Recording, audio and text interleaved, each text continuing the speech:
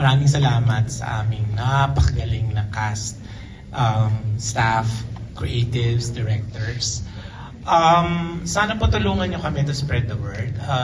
This narrative works in two ways. First, it's a reality check for our kids. At the same time, it's a cautionary tale for the parents and for the family. Because much of who our kids are now is really brought about by the values of the family that raises them. So, yun po ang gusto naming sabihin for this ano. It's we need your support because this is not your ordinary primetime teleserye. We're trying something different. We're trying to level up some more. We're trying to talk to the YAs, and it's a very important market globally and regionally, the young adult market. So this is our first try to have the young adults on prime time. So please do support us. Maraming salamat. We learned a word today, YA crowd. So Deo, thank you. Right. For, ano, Iba talaga wisdom ni Sir Deo, no? Iba. Grabe. And congratulations from the Content Asia Awards today. Yeah! For the Silver and Bronze Awards for Flower of Evil and Dirty Linen. and Dirty Linen. Correct. Congratulations. Okay, simulan na natin ang Q&A. We missed him sa Dirty Linen. That is, kailangan siya ang unang magtanong ngayon. Usually, huli siya, but tonight, she is shooting the first set of questions. Alex Brosas. Si Alex ang una. Okay. From DTT. No! Nasa warpath yan ngayon. Medyo nakakaayan. Thank you for the love, for Dirty Linen. Sobra. thank you, Mare, man. thank you. Tawag dito. I'll start with you, the one in lenses. Baron. Husay, no? Baron, you were good when you were bad. Diba? You were best when you are bad. What is the joy of playing a character that is hated? I'm here! I'm ayan. here! I'm here! Beside I'm here. Leo, So I right need here. to stand? Okay, I will.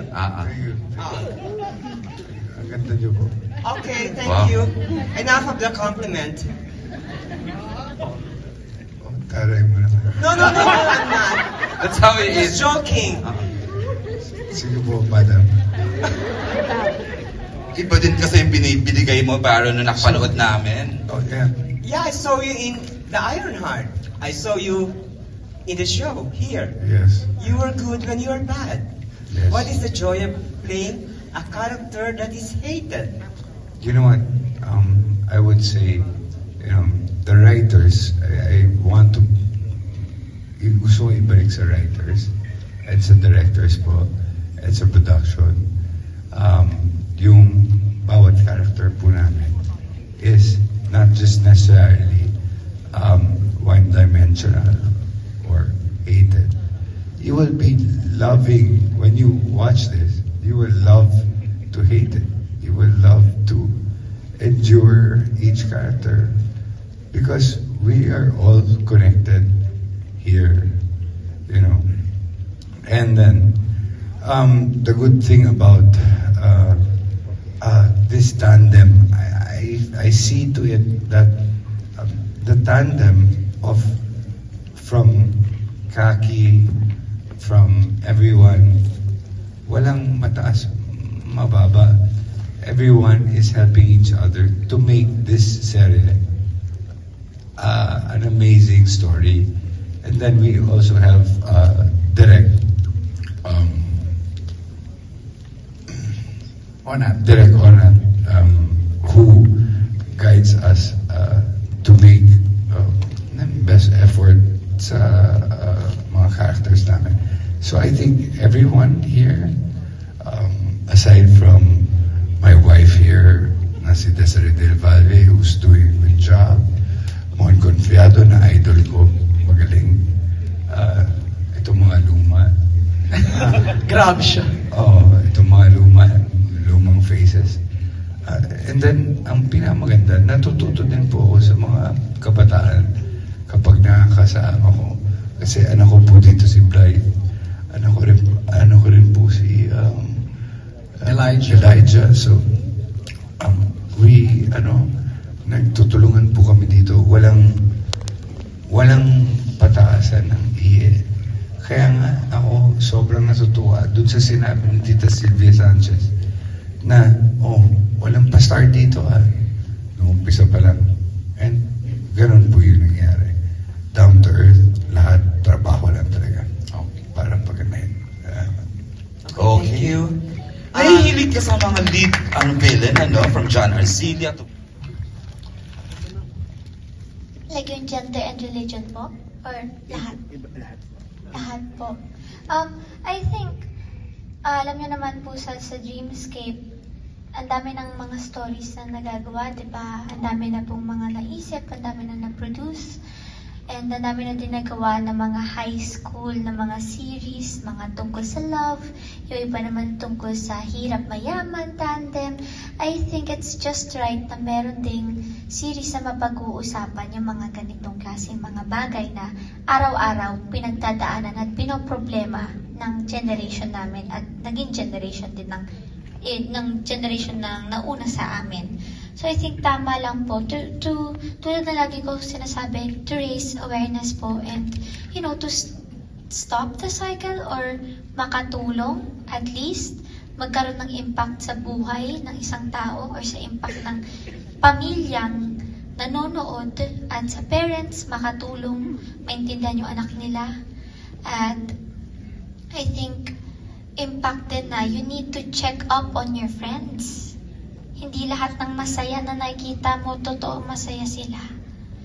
I just think it's right na mapag-usapan yung mga ganitong bagay kasi ang dami naman ng series. Kung gusto mo nang mapapasaya at kikiligin ka, panoodin mo to. Pero if gusto mo yung napag-uusapan yung mga ganitong bagay, then watch Senior High.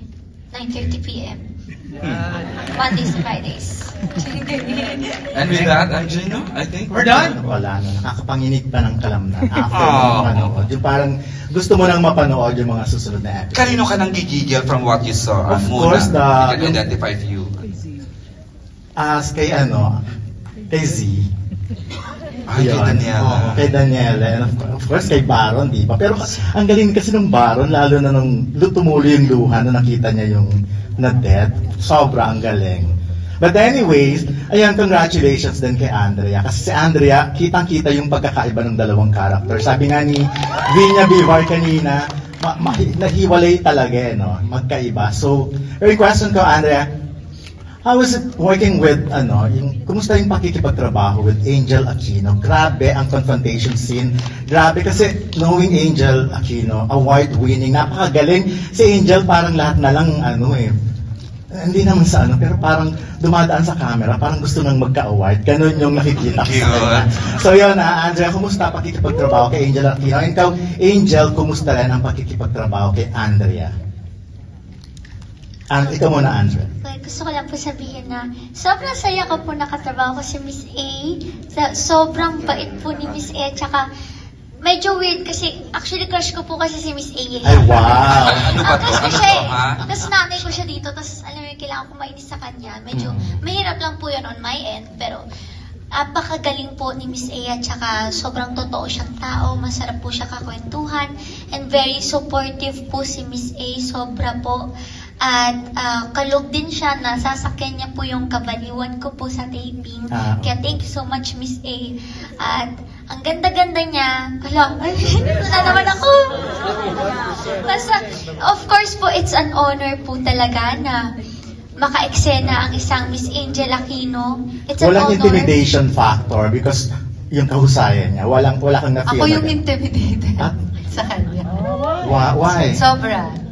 I guess kasi napanood ko na yung mga materials niya. Noon pa, bata pa lang siya, napapanood ko when tatay niya si Zanjo and then yung MMK niya. I've seen her works and I know how good she is. So, natatakot lang ako kasi hindi ko alam kung swak kami ng proseso. But so I was kind of excited and also scared working with her. Kasi Grabe I was yung- hoping sana umpisa pa lang mag-gel kami agad. And thankfully, I was so relieved kasi ang sarap niya ka-eksena. There was... Bagay tayo, Miss A. There was... Naku, wag kang ganyan. Joke lang. Ay, peace. Ano yun? And then sa Angel naman talaga maraming may girl crush sa kanya eh. Di ba pag tinatanong, laging ikaw yung isa sa mga name-mention. And then, pero yun nga, meron akong eksena. Kasi syempre, unang araw pa lang namin, ang hirap ng mga eksena. You've seen... Tsaka dalawang a beses lot of inuulit it. kasi dalawang character. Yes. Oh, yeah. Tapos, meron isa na sobrang intense. I was crying. She was telling me, bakit ayaw mong paglaban si ate, ganyan-ganyan. And I was having a hard time getting there. And she just held my hand and she looked at me. And yun. And she connected with me. And after that, parang everything just flowed between us. So I'm very thankful for the times that she was there naman to support me. Ayun. Reaction na lang. Angel, no? Coming from Miss Angel. Kaya nga eh. Reaction, Gusto ko lang din Andrea. po sabihin na sobrang galing po ni Miss A sa pag-portray sa kay Tanya.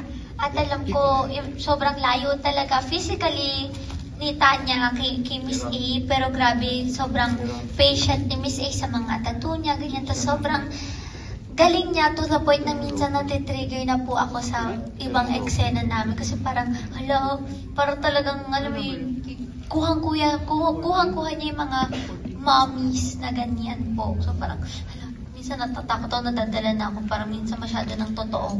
Ganun po kagaling si Miss Angela. Pero grabe yung excited and scared si Angel sa'yo, Andrea. Pusay naman din kasi nila. Ala, I don't know what to say. Charot.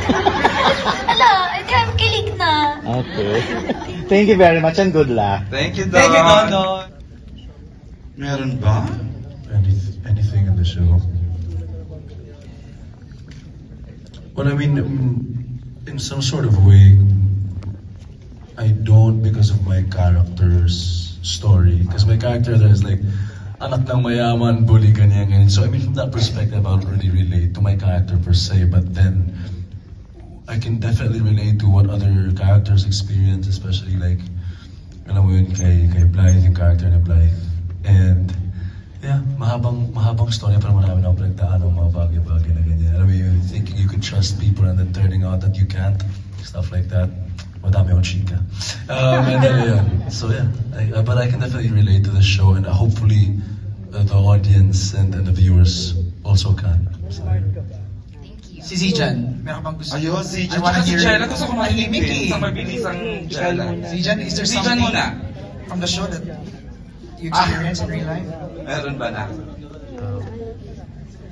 Parang wala ako maisip Wala. kasi kadahilan ng so homeschool po kasi ako dati kaya wala akong friends masyado Okay. sa school.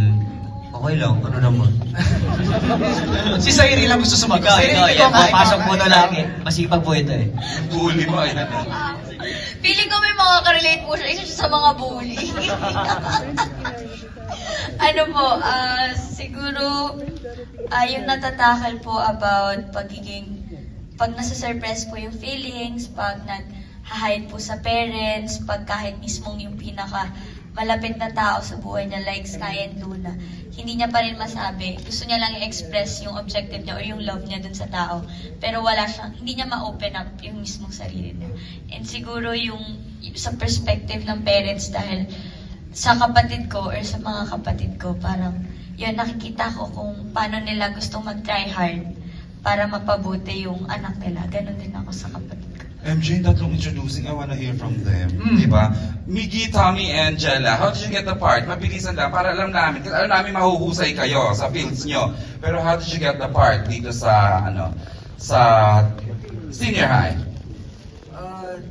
Well, Sir Deo followed me on Instagram and Sir Eric messaged me. Oh, taray. Tapos, I remember I was with Tommy nung pinapunta kami dun sa office. Pares kami na parang ako kung sabi, we had no idea kung ano yung na-casting pala yun. mangyayari po. Pero, yeah, we got casted right away. Just nag-ask na sila ng mga questions about us. And then, senior happened. Pretty much pareho din dun sa kila Elijah yung nangyari process. Opo. Tommy. What he said. Ditto. Yeah, no, minessage din ako ni Sir Eric. Ayun po. Tapos pumunta nga po kami sa audition. And then, You're from Cinemalaya, right? Doon yata kayo na, Opo. we had a Cinemalaya holiday sa Dreamscape and then na-notice kayo. Oh. Yeah. Awesome. Jella? Yeah, okay, sorry.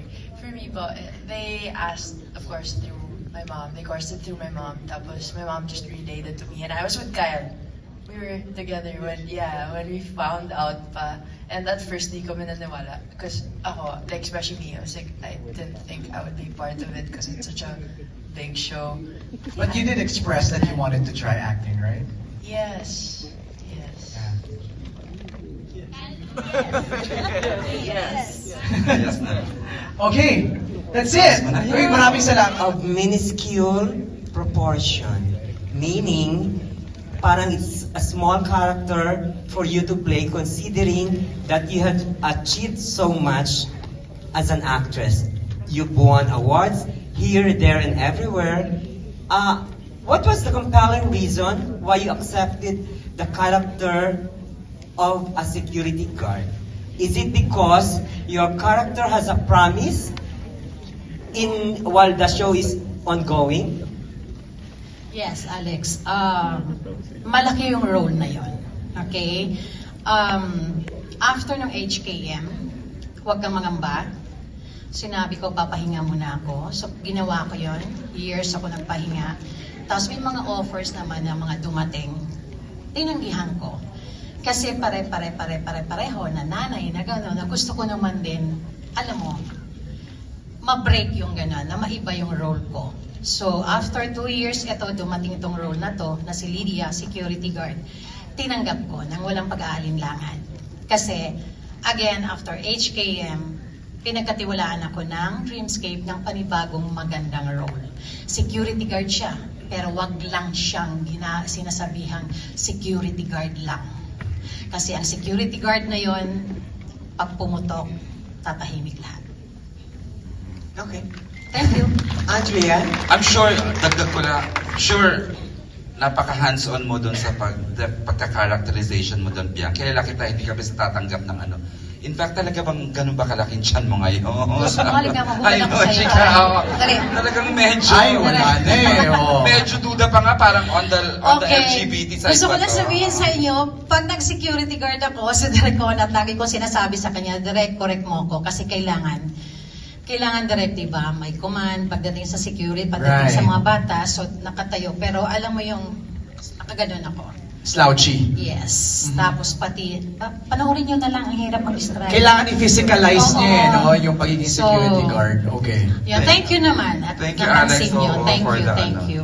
Andrea, Yes, it seems to be you're very lucky these days. Kasi sunod-sunod ang projects mo, di ba? Playing 2 characters here, which is more of a challenge? Yung Sky or yung, I forgot the other. Luna. Nice question. First of all, thank you so much for calling me lucky, but I don't think I'm lucky because I think I've earned this spot also after working for more than a decade. But thank you so much. Thank you so much. I think mas challenging po for me is Sky kasi si Luna yung emotions niya, mas kita nyo agad lahat, mas kita agad yung vulnerability niya, at saka mas vocal po kasi si Luna, pero si Sky mas paloob po kasi lahat ng emotions niya, and hindi siya talaga, hindi siya makunot, hindi siya iyakin, mas matapang po siya. So, mas may nahirapan po akong ilaro si Sky kasi parang paano ko gagawin kakaiba siya kasi baka mangyari maboard sa kanya yung mga tao. So, dun lang po ako medyo nahihirapan, at saka mas gusto ko lang si Luna, mas maganda kasi siya para sa akin. Siya kasi naka-makeup eh. Pero yun lang naman po. Tsaka mas mahirap po si Sky kasi kailangan kong konting laliman yung boses ko po kasi hindi naman po talaga ganun yung speaking voice ko. Okay. Congratulations. As I've said before, Dirty Linen is the standard by which teleseries will be measured. Now, you come in second. Thank you. Thank you, Mare. Taray ni Alex. Alex writes for Thank you, the Alex, Lifestyle Inquirer. Plus, spread awareness po and spread the word sa Senior High. Of course, bukas na ito guys. Sana po panoodin nyo 9:30 PM po ito. Mondays to Fridays po. Maraming salamat. Thank you! Alright!